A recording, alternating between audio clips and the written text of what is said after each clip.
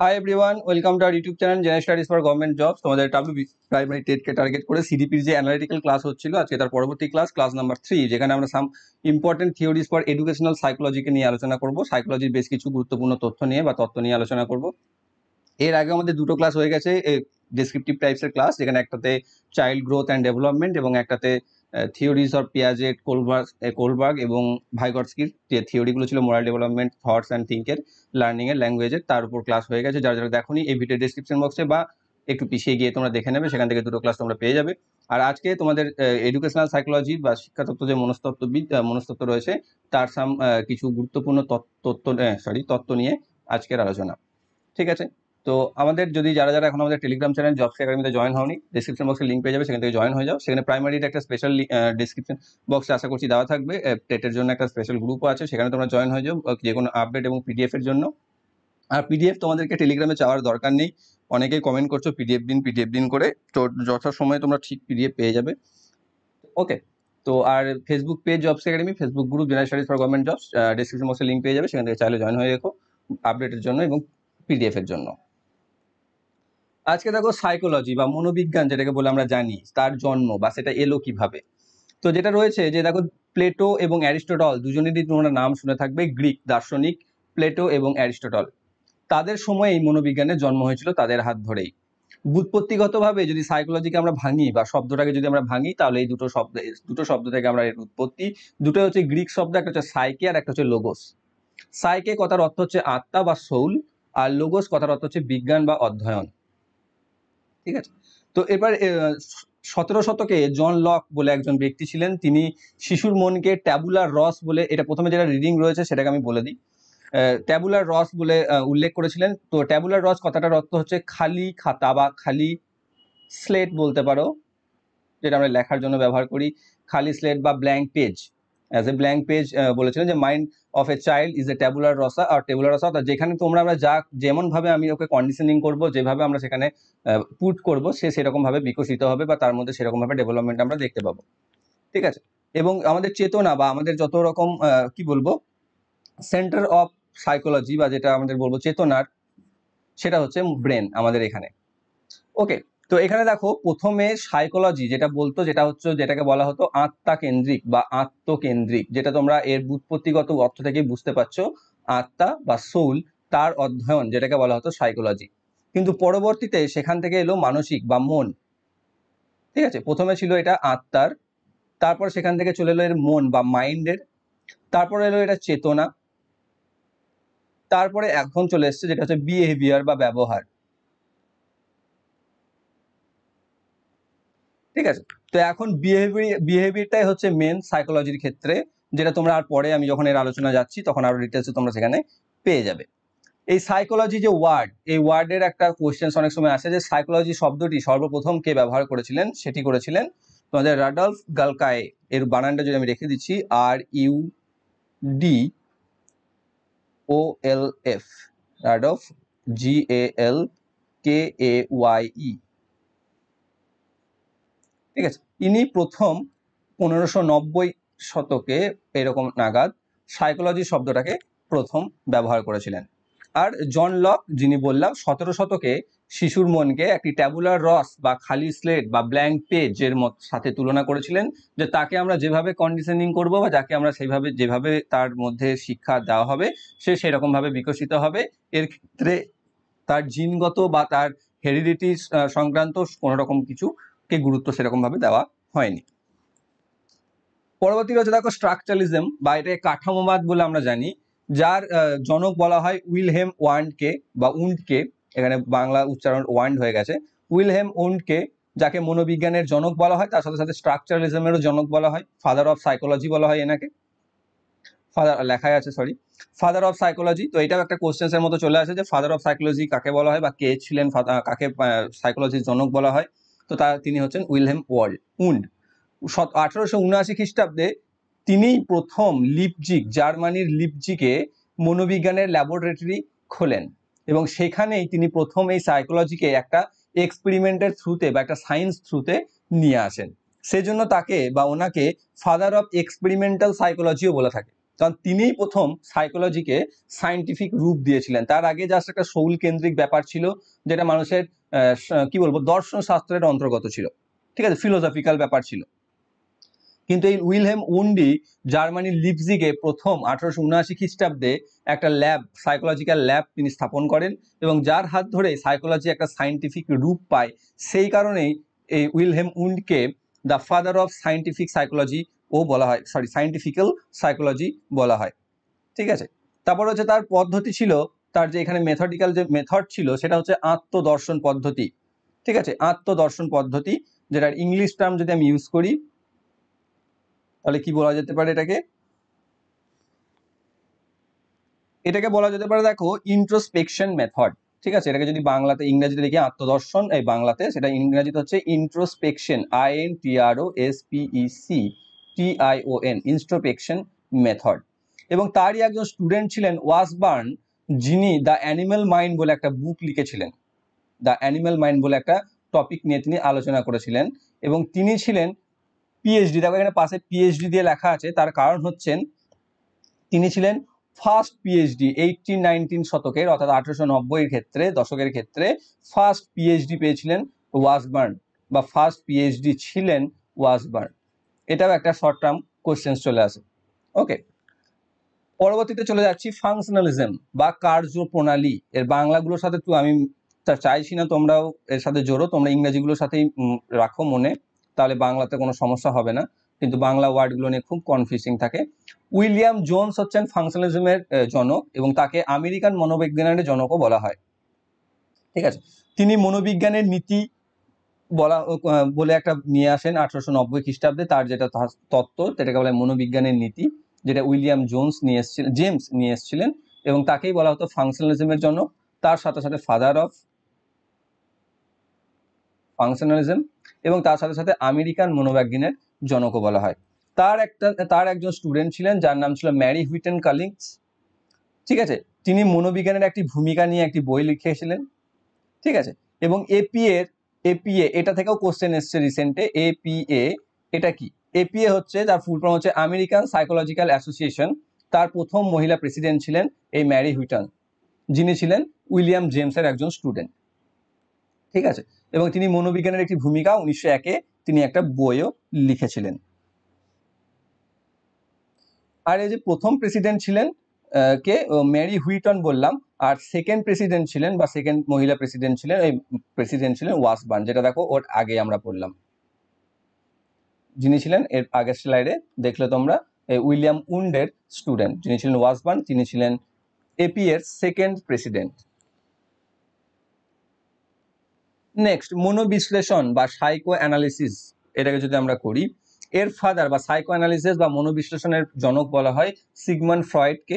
এর ইংরেজি বানানটাও লিখে দিই, SIGMUND, সিগমন্ড ফ্রয়েড, ঠিক আছে। এই সিগমন্ড ফ্রয়েড কি করেছিলেন, এই মনোবিশ্লেষণের ক্ষেত্রে একটা গুরুত্বপূর্ণ তত্ত্ব দিয়েছিলেন, এবং সেই ক্ষেত্রে তিনি মনকে বা মনের তিনটি অবস্থার কথা বলেছিলেন, একটা হচ্ছে ইড, একটা হচ্ছে ইগো, আর একটা হচ্ছে সুপার ইগো।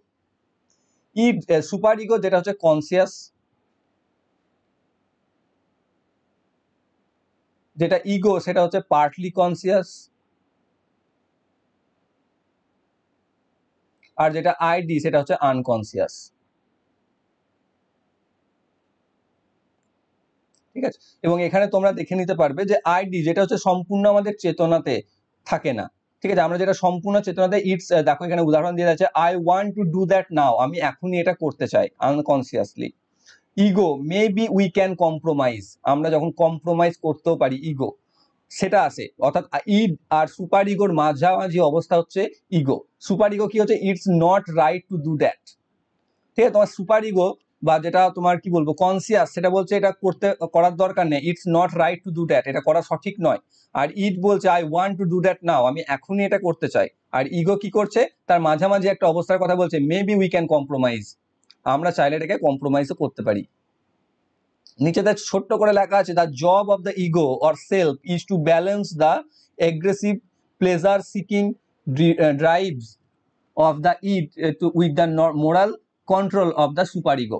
অর্থাৎ ওটাই যেটা বললাম, ইড এবং সুপার ইগো এই দুজনের মধ্যে ব্যালেন্স তৈরি করা হচ্ছে ইগোর কাজ, দেখো আমরা ইগো বলতে আলাদা জিনিসকে বুঝি, কিন্তু সিগমন্ড ফ্রয়েড যিনি মনে তিনটি অবস্থার কথা বলেছিলেন, ইড, ইগো এবং সুপার ইগো। সুপার ইগো কি, যেটা সম্পূর্ণ চেতনাতে আমরা করছি, যে it's not right to do that, এটা করা সঠিক নয়। ইড যেটা সাবকনসিয়াসলি বা আনকনসিয়াসলি, যেটা আমরা বলছি I want to do that নাও, আমি এখনই এটা করতে চাই। আর ইগো যেটা পার্টলি কনসিয়াস, সে কি বলছে, মেবি উই ক্যান কম্প্রোমাইজ, আমরা চাইলে, তুমি বলছো করবো, আমি বলছি করবো না, মাঝখানে বলছে বেশ ঠিক আছে ছেড়েই দে না। তো মাঝখানে সেই ব্যক্তি হচ্ছে ইগো, আমি হচ্ছি ইড, আর তুমি হচ্ছে সুপার ইগো, এরকম ভাবে তুমি যদি আলোচনা করো। তো এই সময় যেগুলো হয়ে যায় সেগুলো হচ্ছে ভুলে যাওয়া, ভুল উচ্চারণ করা, ঠিক আছে, এই ধরনের বেশ কিছু সমস্যা তোমাদের দেখা যায়। অর্থাৎ কি কি আছে, মিক্স প্রোনাউন্সিয়েশন, জোকস, ড্রিম, স্বপ্নের বিশ্লেষণ, কৌতুক, ঠিক আছে, ভুলে যাওয়া, যেটাকে ফরগেটফুলনেস বলি আমরা, সেই সব কিছুর বিশ্লেষণ তিনি করেছিলেন। এবং সেই করতে গিয়ে তিনি একটা ওডিপাস এবং ইলেকট্রা বলে কথা বলেছিলেন বা উল্লেখ করেছিলেন। এটা ওডিপাস হবে, হ্যাঁ, ইডি পাস হয়ে গেছে, ওডিপাস, এখানে ইংরাজি দিয়ে দিয়েছি আমি, ওডিপাস এবং ইলেকট্রা।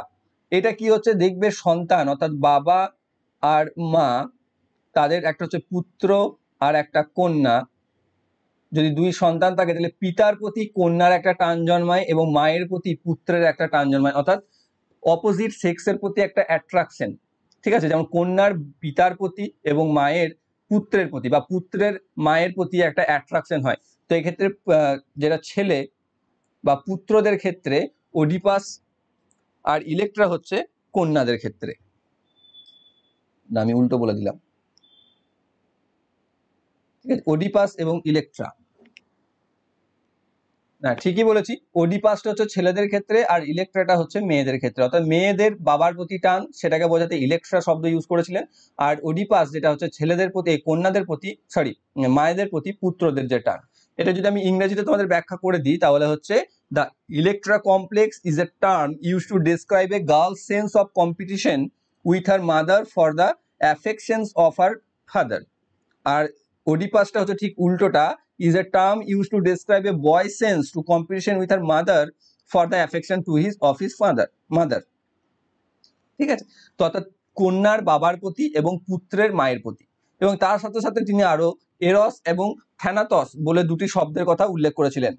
যেটা হচ্ছে কি, এরস কথাটা হচ্ছে, যেটা হচ্ছে লাইভ ইনস্টিংক্ট, যেটাকে আমরা বলি লাইভ ইনস্টিংক্ট, অর্থাৎ আমাদের জীবনে প্রত্যেকের একটা ভালো কিছু ঘটনা, যেটা আমাদেরকে বাঁচার একটা তাগিদ যোগায় বা বাঁচার একটা কি বলবো, তোমাদের রসদ যোগায়। অর্থাৎ কোনো ভালো ঘটনা, তোমার খুশি, তোমার যেটা কি বলবো, যে কোনো কিছু যেটা হচ্ছে পজিটিভ একটা দিক, যা আমাদেরকে বাঁচতে এগিয়ে নিয়ে যায় বা আমাদের বাঁচার দিকে এগিয়ে নিয়ে যায়। আর অন্যদিকে থ্যানাতস যেটা হচ্ছে ঠিক তার উল্টোটা, অর্থাৎ নেগেটিভ ইম্প্যাক্ট, যেমন ডিপ্রেশন বলতে পারো, ঠিক আছে, বা এরকম খারাপ কিছু দিকগুলো যেগুলো আমাদেরকে ডেথ ইনস্টিংক্টও বলতে পারি, এটাকে আমরা, যেটাকে লাইফ ইনস্টিংক্ট বলি, ঠিক এটাকে ডেথ ইনস্টিংক্টও বলি, যেটা আমাদের কি করছে, উল্টো দিকে, অর্থাৎ আমাদের অপোজিটে যে খারাপ অবসাদ, ডিপ্রেশন, যে সমস্ত ঘটনাগুলো রয়েছে, যা আমাদেরকে মৃত্যুর দিকে বা জীবনের দিকে নয়, উল্টো দিকে এগিয়ে নিয়ে যায়, সেইগুলোকে বলা হয় থ্যানাতস। আর একটা রয়েছে এরস, যেটা হচ্ছে লাইফ ইনস্টিংক্ট, যেটাকে আমরা পজিটিভলি দেখি এবং যা আমাদের বাঁচার রসদ যোগায় বা যাতে আমরা বাঁচতে থাকি। তো এখানে দেখো ঈদ, সুপার ইগো এবং ইগোর মধ্যে রিলেশনসটা তোমরা আশা করছি বুঝতে পেরেছো। যে আর একবার বলে নিই, যে ঈদ যেটা হচ্ছে আমরা সম্পূর্ণ আনকনসিয়াসলি করে থাকি, সুপার ইগো যেটা আমরা কনসিয়াসলি করে থাকি, আর ইগো যেটা হচ্ছে আমরা পার্টলি কনসিয়াসলি করে থাকি।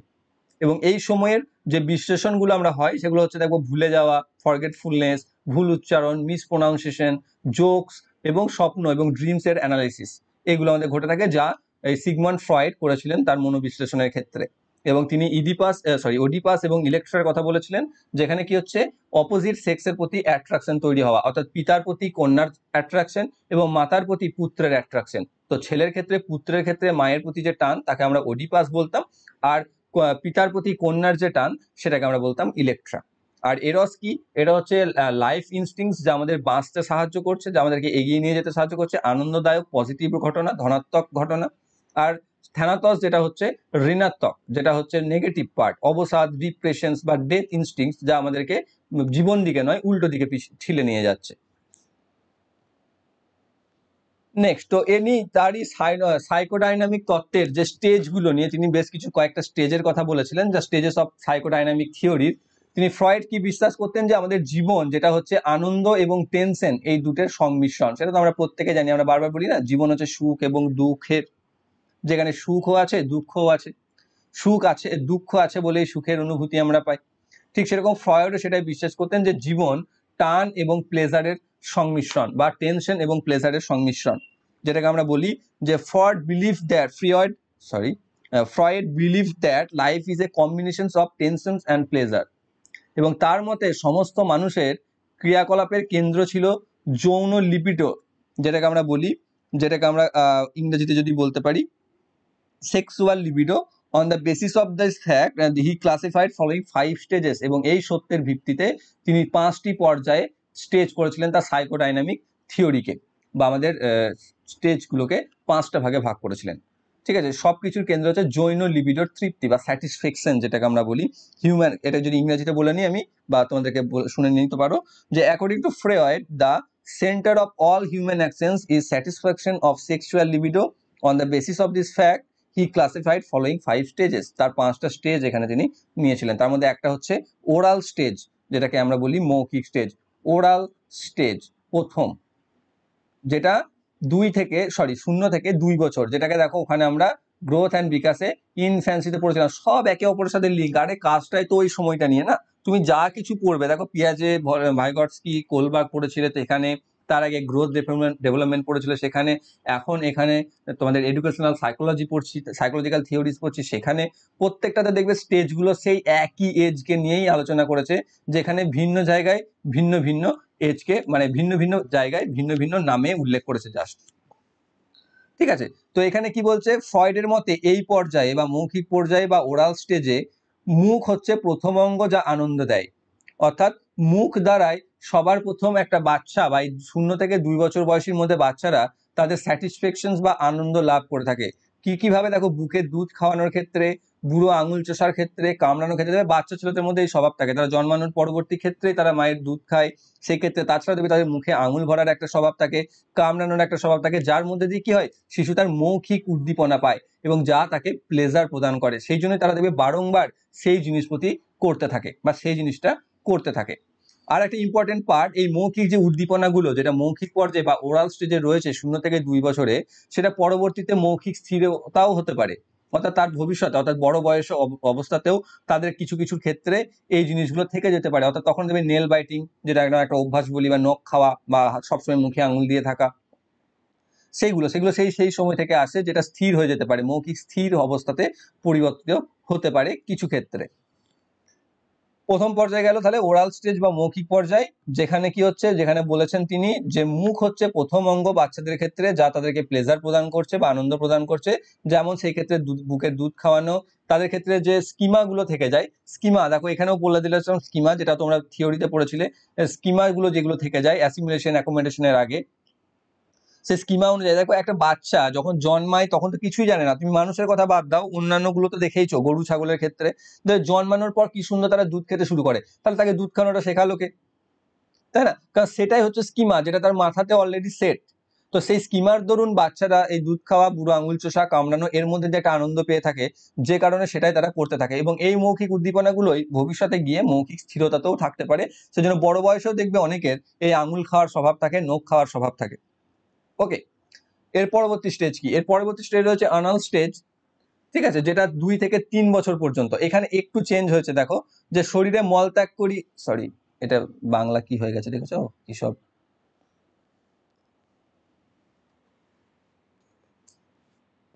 ইংরেজিগুলো এমন, এর বাংলা হয়ে গেলে এমন মানে পাল্টে দেয় যে বলার বাইরে চলে যায়। ঠিক আছে, অ্যানাল স্টেজ খুব একটা ভুল কিছু নেই, যে এখানে কি হচ্ছে, তখন কি হয়, the child derives much pleasure through anal manipulations or controlling the urination. অর্থাৎ সেই সময়, অর্থাৎ যেটা এখানে লেখা রয়েছে মলত্যাগ আর মূত্রতা বা মূত্র, এই দুটি ত্যাগ করে এবং ধরে রেখে, হোল্ডিং আর রিলিজিং,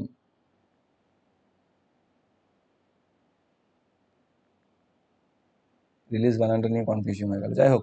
তো এই দুটোর মধ্যে দিয়ে তৃপ্তি পেয়ে থাকে, উদ্দীপিত করে শিশুরা আনন্দ পায়। প্রস্রাব এবং মলত্যাগের প্রক্রিয়া আটকে রেখে, ত্যাগ করে এবং হেরফের করে শিশুরা আনন্দ পায়। সেই জন্য দেখো না, বাচ্চাদেরকে মূত্রতার জন্য বা কি বলবো, ইউরিনেশনের জন্য তাকে কত কসরত করতে হয়, মলত্যাগের জন্য কত কসরত করতে হয়, মারা করে থাকে যেটা। ঠিক আছে, তো সেটা করে কি হয়, তাদের মধ্যে একটা প্লেজার আসে, সেটা আসে এই স্টেজে, যেটাকে অ্যানাল স্টেজ বলা হয় বা আনাল স্টেজ বলা হয়, 2 থেকে 3 বছর বয়সের মধ্যে। নেক্সট হচ্ছে ফ্যালিক পর্যায়, এর বাংলা আমি জানি না। ফ্যালিক পর্যায় যেটা 4 থেকে 6 বছরের মধ্যে আমরা দেখতে পাই, যখন শিশু একজন পুরুষ আর একজন মহিলার মধ্যে ডিফারেন্স তৈরি করতে পারে, ঠিক আছে, এবং ইডিপাস ও ইলেকট্রার বিকাশ ঘটে। ওই যেটা আমরা এর আগের পেজে পড়লাম, OEDI PUS, ওডিপাস আর ইলেকট্রা ELECTRA, ইলেকট্রা, অর্থাৎ একটা পুরুষ এবং একটা মহিলার মধ্যে পার্থক্য শেখে এবং বাইসেক্সুয়াল অ্যাট্রাকশন তাদের মধ্যে তৈরি হয় বা অপোজিট সেক্স অ্যাট্রাকশন তাদের মধ্যে তৈরি হয়, ঠিক আছে। অর্থাৎ মায়ের প্রতি পুত্রের টান এবং পিতার প্রতি কন্যার টান এই সময়ই শুরু হয়, যেটাকে আমরা বলছি ফ্যালিক পর্যায়। নেক্সট হচ্ছে ল্যাটেন্সি। ল্যাটেন্সি কথার অর্থই হচ্ছে পিছিয়ে যাওয়া বা লুকিয়ে রাখা, ঠিক আছে। এই সময় এতদিন পর্যন্ত কি হয়, বাচ্চাদের মনে যা আসে, এই ফ্যালিক, অ্যানাল, তার আগে ছিল মৌখিক, সেই ক্ষেত্রে সে যা আসে সেটাই সে করতে চায়, প্রকাশ করে ফেলে।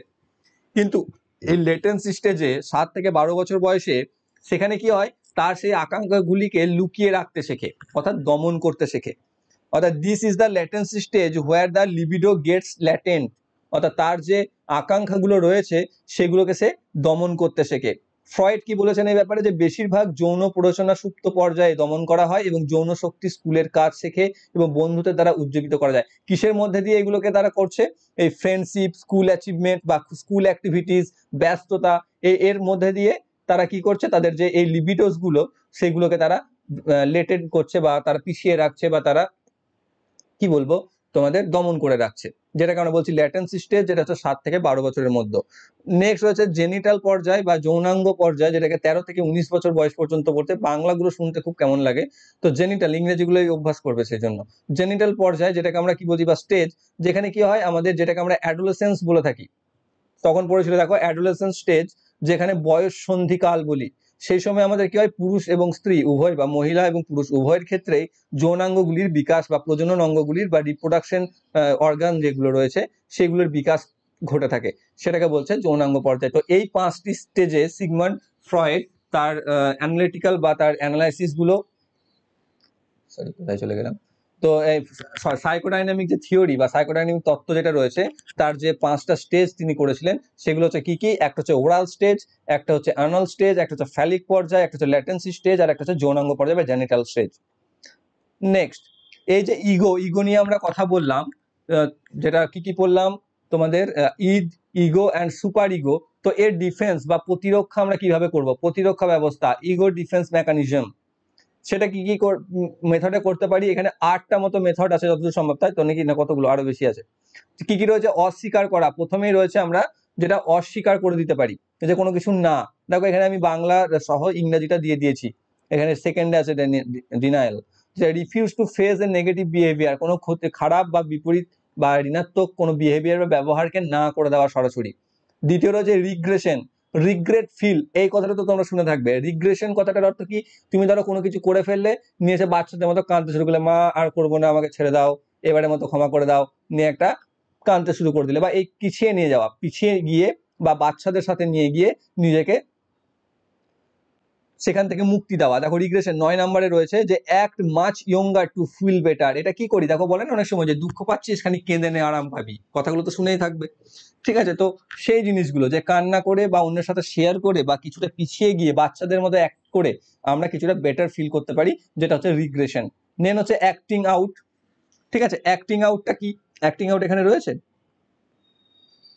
এই জায়গাটাতে তো নেই অ্যাক্টিং আউট। যাই হোক, অ্যাক্টিং আউটটা কি হচ্ছে, কোনো কিছুকে অ্যাক্ট করে দাও একদম সরাসরি, যে তোমার পছন্দ, খারাপ লেগেছে বা ভালো করেছো, যাই করেছো করেছো, সেটাকে অভিনয় দ্বারা ঢাকা দিয়ে দেওয়া। নেক্সট রয়েছে দমন করা, যেটাকে রয়েছে রিপ্রেশন। রিপ্রেশন কি রয়েছে, পুটিং থিংস ইনটু ডার্কনেস, কোনো কিছুকে অনেক গভীরে, দেখো 10 নম্বরে রয়েছে repression, putting things into darkness, যেটা হচ্ছে কোনো কিছুকে দমন করে দেওয়া, যে তুমি কিছু করেছো সেটাকে তুমি চাপিয়ে দিলে বা ধাপা চাপা, যেটাকে আমরা ধামা চাপা দেওয়া বলি, ঠিক আছে।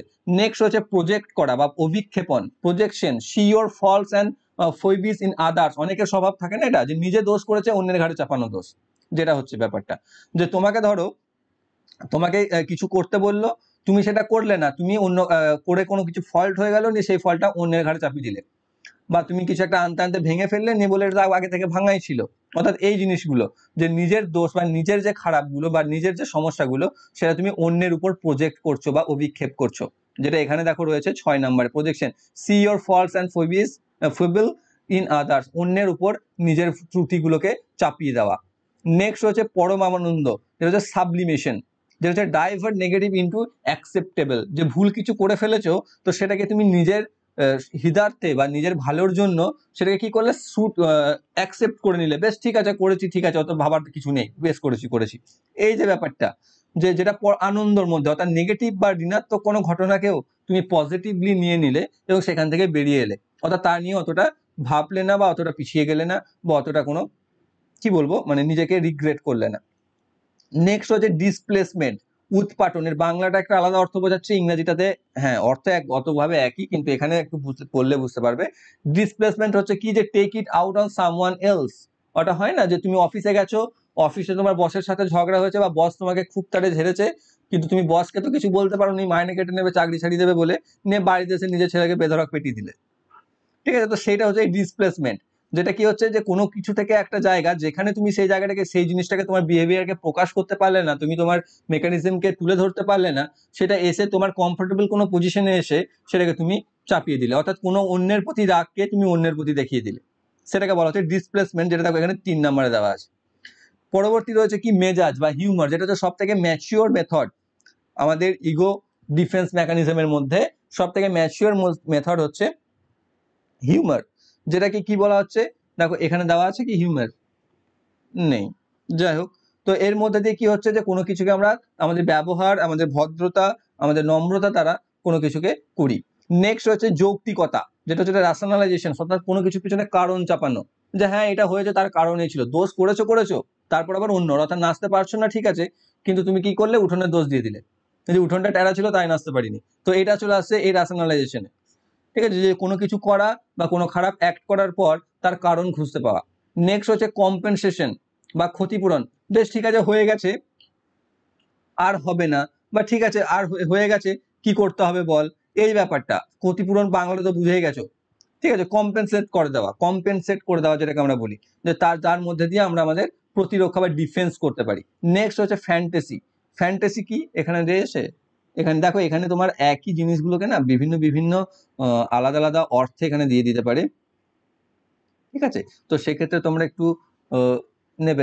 দেখো কম্পেনসেশন এখানে 1 নম্বরে দেওয়া আছে, যেটা হচ্ছে স্ট্রেটেন ওয়ান টু হাইড অ্যানাদার, যে সামনে অন্য কিছুকে এগিয়ে দেওয়া কোনো কিছুকে ঢাকানোর জন্য, হয় না যে ঠিক আছে তোর হাঁড়ি ভেঙে দিয়েছে কি হয়েছে একটা বালতি নিয়ে চলে যা, এইরকম একটা ব্যাপার, ঠিক আছে। তো আর ফ্যান্টাসি কি হচ্ছে, ফ্যান্টাসি হচ্ছে কল্পনা জগতে চলে যাওয়া বা আনন্দ, ড্রিম, স্বপ্ন এর দ্বারা সেগুলোকে ভুলে যাওয়া বা সেগুলোকে ডিফেন্স করে দেওয়া, ফিল বেটার বা বেটার ফিল করা সেগুলো। তো এই মেথড হচ্ছে যেগুলো হচ্ছে আমাদের ডিফেন্স মেকানিজম, যার কথা এখানে গুরুত্বপূর্ণ, এবং এখানে তোমাদের পাশে দেওয়াও আছে, তোমরা পিডিএফও সামনে অবশ্যই পেয়ে যাবে। পরবর্তী রয়েছে আচরণবাদ বা বিহেভিয়ারিজম, ঠিক আছে। সেক্ষেত্রে কি হচ্ছে জে বি ওয়াটসন, এখানে জে বি দিয়ে দিয়েছে, এটা জে বি আলাদা আলাদা, হ্যাঁ লিখে দিয়েছে এখানে জে বি ওয়াটসন, যাকে আচরণবাদের জনক বলা হয়, ঠিক আছে, বা বিহেভিয়ারিজমের ফাদার বলা হয় বা জনক বলা হয়। এবং 1912 সালে তিনি মন এবং চেতনার মনোবিশ্লেষণ পদ্ধতিকে বিজ্ঞান হিসাবে গ্রহণ করতে অস্বীকার করেন, অর্থাৎ সাইকোলজি, যেটা আমি কি বললাম এতদিন পর্যন্ত, সেটা সোল অ্যান্ড মাইন্ড এই দুটো নিয়ে আলোচনা করত, মন এবং চেতনা, ঠিক আছে। তো সেই দুটোর বিশ্লেষণকে তিনি গ্রহণ করতেই রাজি নন বা সম্পূর্ণ অস্বীকার করে দিলেন, এবং সেখানে তিনি বিহেভিয়ার বা ব্যবহারটাকেই মেন করে রাখলেন। তিনি মনোবিজ্ঞানের কে উদ্দীপনা এবং প্রতিক্রিয়ার অধ্যয়ন হিসাবে স্বীকার করেছেন, যা উদ্দেশ্যমূলকভাবে পরিমাপ করা যায়। অর্থাৎ তার অর্থের মতো যে একটা বাচ্চার মন কেমন আছে বা তার মাইন্ড কিরকম, চেতনা কিরকম, আমার কিচ্ছু জানার দরকার নেই, তাকে আমি যেরকম শেখাবো সে সেরকম ভাবেই উঠে দাঁড়াবে। অর্থাৎ কোনো একটা ফ্যামিলি থেকে কেউ যদি বিলং করে তার কোনো ধাঁচা নেই, বংশগতর কোনো ভ্যালু নেই, অর্থাৎ সে যেভাবে ট্রেন্ড করতে পারবে সে সেইভাবেই ট্রেন্ড হয়ে উঠবে ভবিষ্যতে। এবং সেই ক্ষেত্রে তিনি একটা পরীক্ষাও করেছিলেন, যেখানে তিনি বেশ কয়েকটা ছেলেকে নিয়ে বলেছিলেন যে তাকে 12 জন সন্তান দিয়ে দেওয়া হোক বা 12টা ছেলে দিয়ে দেওয়া হোক, এবং তাকে যে যা বলবে তাকে তাই তিনি বানিয়ে দেবেন তার এই বিহেভিয়ারিজমের খাতিরে, অর্থাৎ তাকে সেইভাবে ট্রেন করবে। দেখবে আমরা তো করি না, যে রাস্তার কুকুর হোক চাই কোনো পোষা কুকুর হোক, আমি এটা জাস্ট কুকুর দিয়ে উদাহরণ দিচ্ছি, নিচুভাবে নিও না, যে সেখানে কি হচ্ছে দেখবে একটা রাস্তার কুকুরকেই যে দেখবে রাস্তাতেই জন্ম তার, তার জন্মগত বা হেরিডিটি, তো তাহলে তার বংশগত হিসেবে সে রাস্তার কুকুর, তার মধ্যে বেশ কিছু তাদের টেন্ডেন্সি থাকা উচিত। কিন্তু তুমি যদি তাকে ছোটবেলাতে বাড়িতে নিয়ে এসে ট্রেন দাও বা ট্রেন করো, তাহলে কি হবে, সে তোমার মতোই হয়ে যাবে। সরি, তোমার একদম না, মানে তোমার মতো বলছি, মানে তুমি যেমন চাইবে তাকে দিয়ে করাতে সেরকম হবে। অর্থাৎ তুমি যেরকম ভাবে তাকে ট্রেন করতে পারবে, তাকে তুমি সেরকম ভাবে তৈরি করে নিতে পারবে। তাকে যদি তুমি ডিফেন্স হিসাবে ব্যবহার করো, ফ্যামিলি ডগ হিসাবে ইউজ করো, যেভাবে ইচ্ছা তুমি তাকে ট্রেন করে তৈরি করতে পারবে। তো সেটাই এখানে জেবি ওয়াটসন বলছেন, যে তার সেই ক্ষেত্রে বা মনোবিশ্লেষণের ক্ষেত্রে বা সাইকোলজিক্যাল থিওরিজের ক্ষেত্রে বা ব্যাপারে অ্যানালিসিসের ক্ষেত্রে মন এবং চেতনাকে তিনি গ্রহণ করতে রাজি ছিলেন না। এবং তিনি বলেছিলেন বিহেভিয়ার বা উদ্দীপনা এবং প্রতিক্রিয়া, যেটাকে আমরা বলছি, বা স্টিমিউলি অ্যান্ড রেসপন্স, এই দুটোকেই তিনি উদ্দেশ্যমূলকভাবে স্বীকার করেছিলেন। এবং তিনি আইপি পাভলভ, যার ক্লাসিক্যাল কন্ডিশনিং ব্যাপারটা ছিল, তার দ্বারা তিনি প্রভাবিত ছিলেন। সেটা কি, সেটা পরে বলছি, ঠিক আছে, পরে আসে। এবং সেখানে এটা হুল হবে না, হাল, ঠিক আছে, হাল ড্রাইভ রিডাকশন, যেটা কি করছে, হাল ড্রাইভ রিডাকশন বলে একটা তত্ত্ব আছে, যে তত্ত্বটাতে কি, হাল বলে একজন ব্যক্তি রয়েছেন যিনি এই তত্ত্বটা দিয়েছিলেন। তার ড্রাইভ রিডাকশন তত্ত্ব যেটাকে কি বলছে, যে কোনো কিছু একটা দ্বারা তুমি চালিত হওয়া, এবং যে চালনার পরে তুমি কোনো কিছু একটা রিএনফোর্সমেন্ট পেলে, অর্থাৎ কোনো কি বলবো, স্যাটিসফ্যাকশন পেলে। যেমন ধরো তুমি সকাল থেকে সন্ধ্যা পর্যন্ত কাজ করলে, তারপর সন্ধ্যার পর তুমি একটা রিওয়ার্ড পেলে সেই কাজটার জন্য, তারপর তুমি গিয়ে থামলে। তো এই যেটা যেটা আমাকে কাজ করতে এগোতে সাহায্য করছে, ঠিক আছে, সেটা কি, কারণ সামনে একটা রিওয়ার্ড আছে। তো সেই জিনিসটাই হাল ড্রাইভ রিডাকশন নামে পরিচিত। এবং তার একটা বই আছে যেটা হচ্ছে প্রিন্সিপালস অফ বিহেভিয়ার, যেটা হালের লেখা। সেখানে তিনি সেই কথাগুলো উল্লেখ করেছিলেন, যে বিহেভিয়ার প্রিন্সিপালস গুলো কি কি। এটাও একটা ইম্পর্টেন্ট রয়েছে, যে প্রিন্সিপালস অফ বিহেভিয়ার কার লেখা বা হালের লেখা বইটির নাম কি। এবার যেটা আমি এতক্ষণ বলছিলাম আইপি পাভলভের ক্লাসিক্যাল কন্ডিশনিং, সেটা এবার কি, সেটা নিয়ে আমরা আলোচনা করব।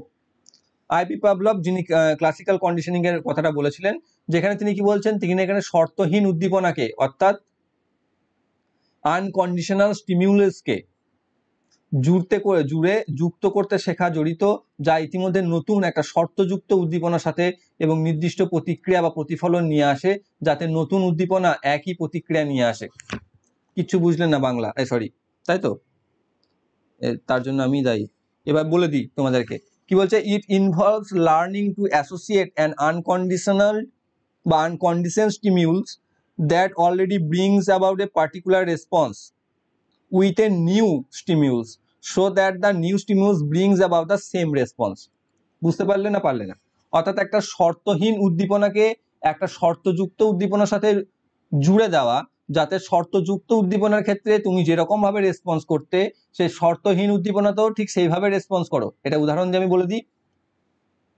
দেখো এখানে খাদ্য বা খাবার, যেটা হচ্ছে একটা আনকন্ডিশন স্টিমিউলস, যেটা দেখে কুকুরটার লাল পড়ছে বা যেটাকে আমরা বলছি লালারস নিঃসৃত হচ্ছে, ঠিক। তো সেটা একটা নর্মাল শর্তহীন উদ্দীপনা। এবার এটা আবার অন্যদিকে বাঁশি বা একটা বেল, সেটা হচ্ছে কি, সেটা হচ্ছে একটা নিউট্রাল স্টিমিউলস, যাতে সে কোনো রকম রেসপন্স কিন্তু দিচ্ছে না। আর এখানে কিন্তু সে একটা আনকন্ডিশন রেসপন্স প্রদান করছে, কারণ এখানে খাবার দেখেছে, তাই তার লালা ঝরছে বা লালারস নিঃসৃত হচ্ছে, যেটা আমরা দেখে থাকি। যার একটা মেথড দেখবে আমাদের, এরপরে বলছি। আর একটা রয়েছে কি, এখানে বাঁশি বা একটা বেল, যেটাকে বাজালে তার মধ্যে কোনো রকম আমরা রেসপন্স দেখতে পাচ্ছি না। এবার যদি আমরা দুটোকে একসাথে বাজাই, সরি দুটোকে তো একসাথে বাজাবো না, বাঁশিটাকে বাজাবো সেই টাইমে খাবারটা দেবো, বা বেলটাকে বাজাবো সেই টাইমে খাবার দেবো, তাহলে দেখবো তার মধ্যে সেই আনকন্ডিশন রেসপন্সটা আমরা দেখতে পাচ্ছি, যেটা খাবারের ক্ষেত্রে হচ্ছিল। এবার দীর্ঘদিন এটা যদি আমরা করতে থাকি, তাহলে একটা টাইম পর দেখবো যে তাকে যখন শুধুমাত্র বেল বাজাবো বা সেই কন্ডিশন স্টিমিউলসটাকে নিয়ে আসবো, ঠিক আছে, যেটা আগে কোনো রকম রেসপন্স ফেলেনি তার শরীরের মধ্যে বা তার মুখের মধ্যে বা জিভের মধ্যে, এবার দেখবো তার মধ্যে সেই রেসপন্সটা আমরা দেখতে পাবো, যেটা সে খাবার পেলেই হচ্ছিল। এই গল্পটা তোমরা বহুকাল আগে থেকেই শুনে থাকবে হয়তো, যেটা এই আইপি পাভলভ করেছিলেন, ঠিক আছে। যে একটা কুকুরকে তিনি খাবার দিতেন প্রতিদিন, এবং তখন সেই খাবারটা দেখে কুকুরটা লাল ঝরতো বা লালারস পড়তো। তারপর সেটা খাবার সময় তিনি বেল বাজাতেন একবার করে, এবং সেই বেল বাজানোর শব্দটা এবং খাবার শব্দটা একই টাইমে বা খাবার সময়টা একই সময় ছিল। এবং এইভাবে দীর্ঘদিন চালানোর পর যখনই বেল বাজাতো, তখনই কুকুরটার মনে একটা ব্যাপার চলে আসতো, যেটা হচ্ছে যে এবার তার খাবার আসবে, সেই জন্য তার লালা রস নিঃসৃত হতো, যেটা হচ্ছে আফটার কন্ডিশনিং। এটাকে বলছে classical conditioning theory by IP Pavlov.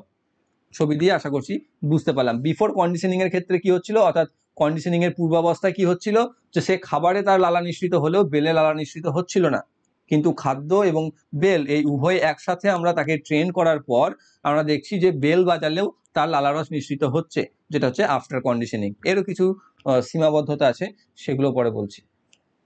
এই যে এখানে কি রয়েছে, এই কি পয়েন্টস যেটা হচ্ছে এই তত্ত্বের, একটা হচ্ছে উদ্দীপনা, যেটাকে বলছি আমরা স্টিমিউলস, যেটা হচ্ছে এনিথিং হুইচ অ্যাক্টস বিহেভিয়ার বা আচরণকে প্রভাবিত করে এমন কিছু।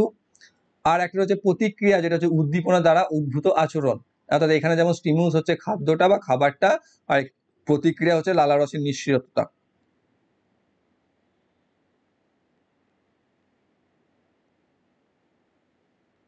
লালারসের নিঃসৃত হওয়া, এটা হচ্ছে প্রতিক্রিয়া। তাহলে উদ্দীপনা এবং প্রতিক্রিয়া এই দুটো টার্ম।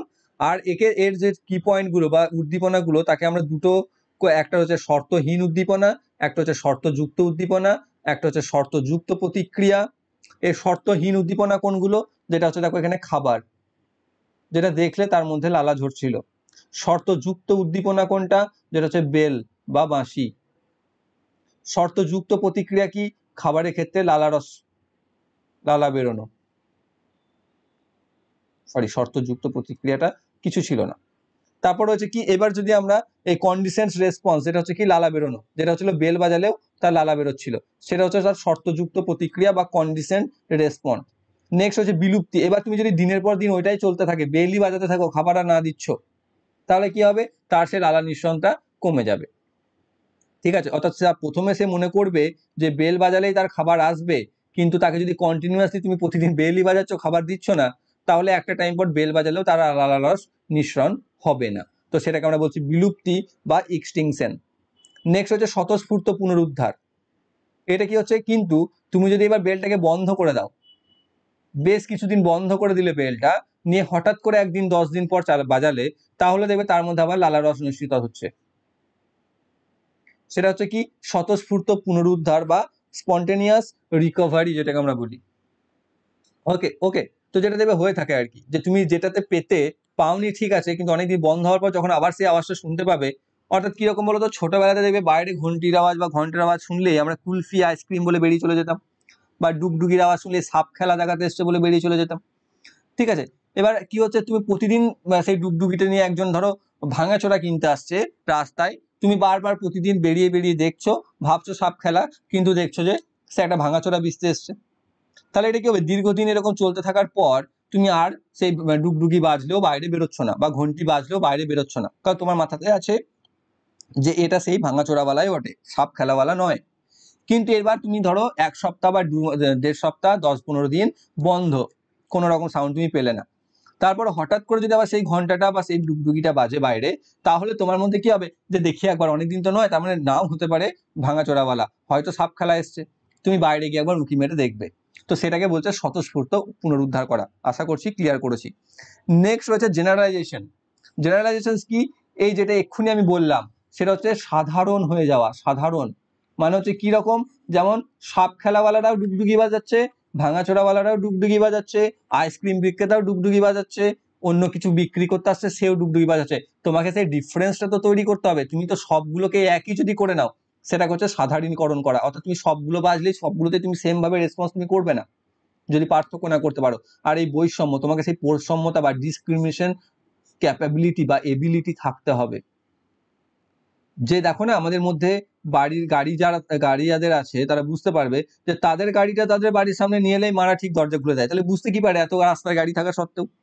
সেই পার্থক্যটা বা সেই হর্নটা বা সেই আওয়াজটা দেখবে শুনে শুনে কি হয়, যে বাকি হর্নদের থেকে আমরা সেপারেট করতে পারি, যে আওয়াজ শুনে বলে দিতে পারি ওই দেখ বাবার গাড়ি আসছে, ওই দেখ ভাইয়ের গাড়ি আসছে, ওই দেখ দাদার গাড়ি আসছে, এরকম কিছু।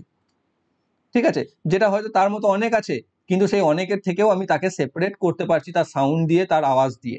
তো সেই ডিসক্রিমিনেশনটাও আনতে হবে, বা সেই ডিসক্রিমিনেশন পাওয়ারটাও থাকতে হবে, তবে আমরা কিন্তু এই জিনিসটা করতে পারবো। তুমি যদি সব ঘন্টা, যেখানে ঘন্টা বাজে সেখানেই তুমি নড়ে চড়ে বসছো, তাহলে কিন্তু হবে না, যেটাকে আমরা বলছি সাধারণীকরণ বা জেনারেলাইজেশন।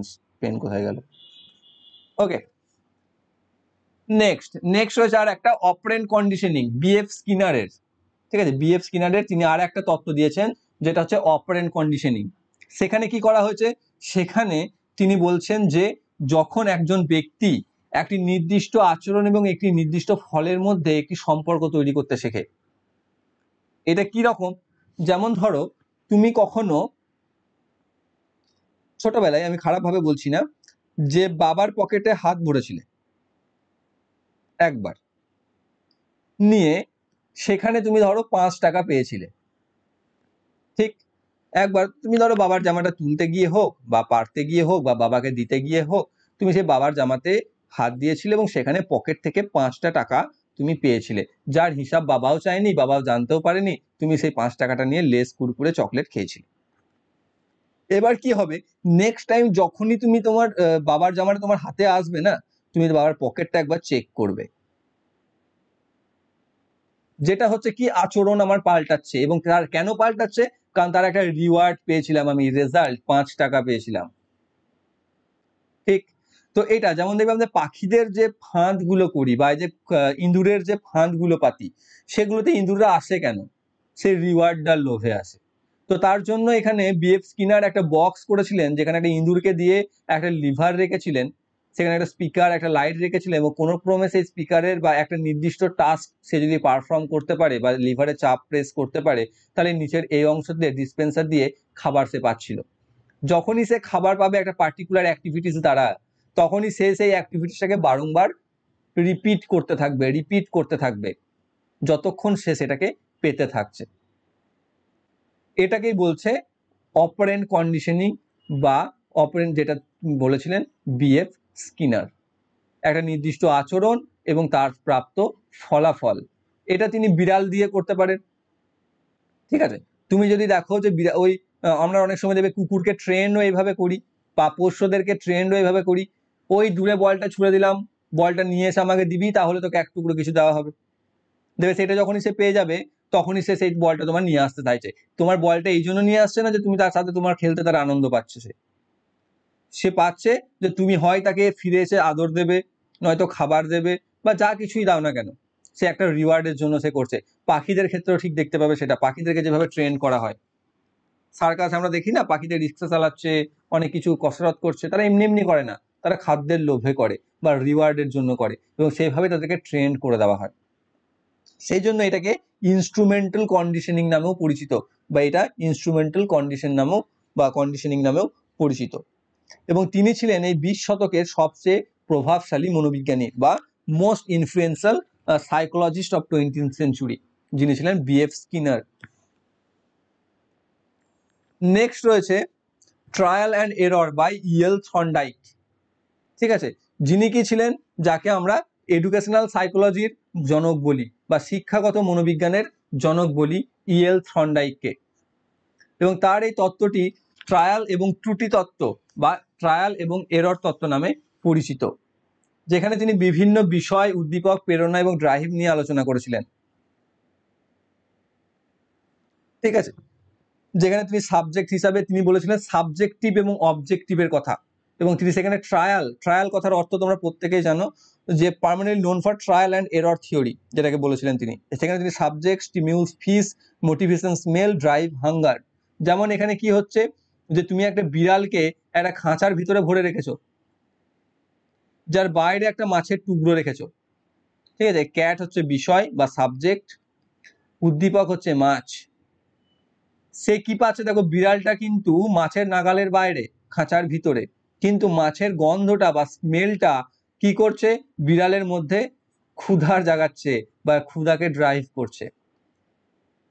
সেই জিনিসগুলো নিয়ে তিনি এখানে আলোচনা করেছিলেন, যেখানে তিনি বিড়ালকে দিয়ে একটা পরীক্ষা করেছিলেন, এবং যার জন্য বিড়াল কি করবে, বারংবার সেই খাঁচা থেকে বাইরে আসার চেষ্টা করবে, ঠিক। এবং তার জন্য সে নিজের যত রকম ভাবে পসিবল তত রকম সে চেষ্টা চালিয়ে যাবে যাতে সে সেই খাঁচা থেকে বাইরে বেরোতে পারে। কারণ কি, কারণ মাছ যেটা তার উদ্দীপক রয়েছে, সেটি তার মধ্যে ক্ষুধার সঞ্চার ঘটাচ্ছে, কি মাছটা তো নয়, মাছের গন্ধটা, সে গন্ধটা পাচ্ছে, সেই জায়গায় দেখতে না পায় তা সত্ত্বেও। ওকে, কি হচ্ছে, এবার রয়েছে শিক্ষার মেথড বা লজ অফ লার্নিং, শিক্ষার আইনও বলতে পারো। এই থর্নডাইক তার শিক্ষা আইনকে দুটি শ্রেণীতে শ্রেণীবদ্ধ করেছেন। একটা হচ্ছে প্রাইমারি লজ আর একটা হচ্ছে সেকেন্ডারি লজ। প্রাইমারি লজগুলো কি কি? একটা হচ্ছে প্রভাব আইন বা যেটাকে আমরা ল অফ এফেক্ট বলি, একটা হচ্ছে প্রস্তুতি আইন, আর একটা হচ্ছে ব্যায়াম আইন। ব্যায়াম আইন ঠিক বলে না, এটাকে ল অফ প্র্যাকটিস বলে। আর অন্যদিকে শেখার অন্যগুলো যেগুলো সেকেন্ডারি লজ, মাধ্যমিক যেটা রয়েছে, তার মধ্যে প্রথমে রয়েছে প্রাইমেসি আইন বা ল অফ প্রাইমেসি, নেক্সট রয়েছে রিসেন্সি আইন, তারপরে রয়েছে তীব্রতা এবং উদ্দীপক। প্রাইমেসি বলতে ফার্স্ট, ঠিক আছে, ফার্স্ট যেগুলো আমাদের দরকার। রিসেন্সি হচ্ছে তারপর, নেক্সট হচ্ছে তীব্রতা এবং উদ্দীপক, নেক্সট হচ্ছে মনোভাব, তার হচ্ছে সাদৃশ্য ও আত্মীকরণের আইন, নেক্সট হচ্ছে অ্যাসোসিয়েটিভ শিফটিং আইন, আর নেক্সট হচ্ছে একাধিক প্রতিক্রিয়ার আইন, আর হচ্ছে আংশিক কার্যকলাপের আইন। এই আইনগুলো মোটামুটিভাবে একটু মনে রাখো, এই ডিটেলস তোমাদের পরীক্ষায় সেরকমভাবে আসবে না, ঠিক আছে। যে সেকেন্ডারি লজগুলোর মধ্যে পড়ে আর প্রাইমারি লজের মধ্যে পড়ে। প্রাইমারি লজ হচ্ছে 3টি আর সেকেন্ডারি লজ হচ্ছে 8টি। তো এই ছিল তোমাদের আজকের টপিক। এর আর কিছু বাকি আছে, অনেক বড় সেশন হয়ে যাবে বা অনেক বড় লম্বা ক্লাস হয়ে যাবে। তোমরা তো দেখছোই না, ভিডিওতে তো ভিউ দেখতেই পাচ্ছি না, কি করছো কি জানি। যাই হোক, যদি ভিডিওটি ভালো লাগে, বুঝতে কোনো সমস্যা না থাকে বা সমস্যা থাকে, তোমরা কমেন্ট বক্সে অবশ্যই জানাও। যারা আগের ক্লাস দুটো দেখোনি, সেই দুটো দেখে থাকলে এটা আরো বেশি ক্লিয়ার হবে আশা করছি। তো যদি কেউ দেখে না থাকো, আগের ক্লাসগুলিকে অবশ্যই দেখে নাও, এবং এরপর পিডিএফ তোমাদের অবশ্যই পেয়ে যাবে একটা নির্দিষ্ট সময় পর। দেখো, একটা নির্দিষ্ট ভিউ হওয়ার পর তোমরা পিডিএফ পাবে। তো সেই ক্ষেত্রে সব আমাদেরকেও তো দেখতে হবে। তো পিডিএফ অবশ্যই দিয়ে দেওয়া হবে, তোমরা টেলিগ্রাম চ্যানেলে জয়েন হয়ে থেকো, সেখানে তোমরা নির্দিষ্ট সময় পর অবশ্যই পিডিএফ পাবে। এবং সেই পিডিএফ তাড়াতাড়ি পাওয়ার জন্য বন্ধুদের শেয়ার করো, ভিডিওটি লাইক করো, বন্ধুদের কমেন্ট করে জানাও কেমন লাগলো। আর পুরো ক্লাসটাকে দেখো, পুরো ক্লাসটা দেখো। আমি বারবার বলে দিচ্ছি, অনেকে থাকো তোমরা, আমি তাদেরকে খারাপ বলছি না, কিচ্ছু বলছি না, যে ক্লাস না করে কেবলমাত্র টেলিগ্রামে পিডিএফ করে চিৎকার করো, ঠিক আছে, বা চাইছো বা এখানেও কমেন্ট করছো হয়তো যে পিডিএফ চাইছো। তারা যদি পিডিএফটা আমি দিয়েও দিই না, তোমাদের কাছে জিনিসটা ক্লিয়ার হবে না। বারবার বলছি, দেখেছো তো, বাংলা এভাবে তোমাদের জন্য এটাকে বাংলা করতে ইংরেজি বই থেকে দেখো। বাংলা বই সম্পর্কে আমার খুব একটা জানা নেই, বা বাংলা কি ভালো বই সেটাও আমার জানা নেই। যে কোন রীতা পাবলিকেশন শুনেছিলাম ভালো, অনেকে কমেন্ট করছো বুক সাজেস্টের জন্য, সেক্ষেত্রে রীতা পাবলিকেশনসের বইটা ভালো শুনেছিলাম, তো সেখান থেকে তোমরা পড়তে পারো। আর একজন সুনীল বলে কোন একজন ব্যক্তি, তার টাইটেল আমার মনে পড়ছে না, তার একটা সুশীল বা সুনীল, তার একটা বই আছে যেটা যথেষ্ট ডিটেলসে আছে। তো তোমাদের প্রাইমারির জন্য অত এবার দরকার হবে না। তো একটা নর্মাল যে কোনো একটা বই নিয়ে পড়লেই পড়া হয়, কিন্তু সব থেকে যেটা জরুরি সেটা হচ্ছে আন্ডারস্ট্যান্ডিং, ঠিক আছে। তোমাদের যারা কেবলমাত্র এমসিকিউ করে কোশ্চেন সেট করে পরীক্ষা দিয়ে দেবে ভাবছো, তাদের জন্য কিন্তু নয় ব্যাপারটা। আন্ডারস্ট্যান্ডিং বারবার বলছি, তাদের জন্য এই ক্লাসগুলো নয়। ক্লাস হচ্ছে তাদের জন্য যারা জিনিসটাকে বুঝতে চায়, যারা জিনিসটাকে জানতে চায়, এবং সেই জানার পর তুমি যদি এটাকে পড়ো তথ্য হিসাবে, ইনফরমেশন হিসাবে, তাহলে তোমাদের জন্য লাভ। কেবল প্রথমে যদি তুমি এখানে ইনফরমেশন হিসাবে এটা নিয়ে নাও না, তাহলে দেখবে এখানে অনেক ইনফরমেশন নেই যেটা তুমি ক্লাসে পেলে, অনেক কিছুই থাকে না। এভাবে সব লিখে দেওয়া সব পসিবল হয় না। যেটা বোঝানোর সময় আমরা বলি, সেটাকে লিখে লিখে প্রকাশ করা যায় না। যেমন দেখো, অঙ্ক কোনো কিছু করতে করতে একটা বোঝানো, আর সেই অঙ্কটাকে খাতায় করে দেওয়ার মধ্যে অনেক আকাশ পাতাল ফারাক থাকে। ঠিক এইগুলোর ক্ষেত্রেও তাই। তো ডেসক্রিপটিভ ক্লাসগুলোকে মিস করো না, পিডিএফ তোমরা অবশ্যই পেয়ে যাবে, কিন্তু ক্লাসগুলোকে পড়ে নেবে, কারণ ক্লাসটা করার পরেই তোমার কাছে পিডিএফ ক্লিয়ার হবে, নয়তো পিডিএফ তোমরা দেখে সম্পূর্ণ বুঝতে পারবে না। ওকে, এটা কোনো ট্রিক্স নয় যে বাবু আমার ভিডিও দেখতে হবে তাই আমি এই ব্যবস্থা করছি, বা তোমাদেরকে আমি ভুল বোঝাচ্ছি যে আমার ভিডিও না দেখলে প্রাইমারি পিডিএফ যদি তোমরা নিয়ে নাও তাহলে আমার লোকসান যদি হয়, সেই জন্য আমি বলছি তা না। তোমরা চাইলে সেটা করতে পারো, কিন্তু যদি একবার দেখো তোমরা ভিডিও ক্লাস করে তোমরা পিডিএফটা নিয়ে, আর একবার ক্লাস না করে শুধু পিডিএফটা নিয়ে, কোনটা তোমরা বুঝতে অসুবিধা হচ্ছে বা কোনটা তোমাদের সুবিধা হচ্ছে, তোমরা নিজেরাই ডিসাইড করে নিও, ঠিক আছে। কারণ আর বেশি সময় তো নেই, এত এক্সপেরিমেন্ট করতে যেও না, ক্লিয়ার। তো যদি ভালো লেগে থাকে তাহলে অবশ্যই লাইক করো, বন্ধুদের শেয়ার করো, আর কমেন্ট করে জানাও। আর কোনো সমস্যা থাকলে সেটাও তোমরা কমেন্ট করো। এরপর কোন চ্যাপ্টারের ক্লাস তোমরা চাইছো সেটাও তোমরা কমেন্ট করে জানাও, কারণ আমি কনফিউজ হয়ে যাচ্ছি যে কোন কোন চ্যাপ্টারগুলো বেশি ইম্পর্টেন্ট হবে তোমাদের জন্য দেওয়ার, কারণ সবগুলোই ইম্পর্টেন্ট মনে হয়। আর চ্যানেলটি যারা নতুন রয়েছে, চ্যানেলটিকে সাবস্ক্রাইব করে রাখো ভবিষ্যতে প্রাইমারি রিলেটেড আপডেটের জন্য। আর টেলিগ্রাম চ্যানেলে অবশ্যই জয়েন হয়ে যাও পিডিএফ এর জন্য এবং ইনফরমেশনের জন্য। অন্যান্য ক্লাসগুলো হচ্ছে, ম্যাথ ক্লাসও হচ্ছে, ইভিএস ক্লাসও হচ্ছে, আশা করছি, বা অন্য ক্লাসগুলোকে দেখছি, চেষ্টা করছি, আসলে টাইম করে ওঠা সম্ভব হচ্ছে না সমস্ত ক্লাসের জন্য। তো সেক্ষেত্রে আশা করছি পেয়ে যাবে তোমরা। তো যারা যারা চ্যানেলটা রয়েছে, চ্যানেলকে সাবস্ক্রাইব করে বেল আইকন কল করে রাখো, যাতে ভবিষ্যৎ ভিডিও নোটিফিকেশন সকলের আগে পেয়ে যাও। Thank you for watching.